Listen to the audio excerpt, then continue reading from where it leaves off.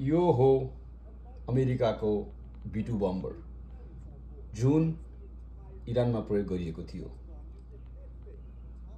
यसको 9 घण्टामा इरान पुगेर बम खसाएर पुनः अमेरिका फर्केको थियो।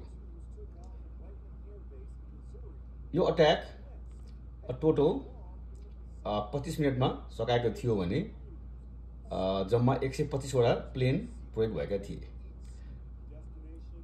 यसमा प्रयोग हुने बम जुन बङ्कर बस्टर भनिन्छ त्यो 60 किलोमिटर तलसम्म जान सक्छ भने यसको तौल 13,000 किलो छ र यसलाई आकाशमै तेल भर्ने व्यवस्था पनि गर्न सकिन्छ।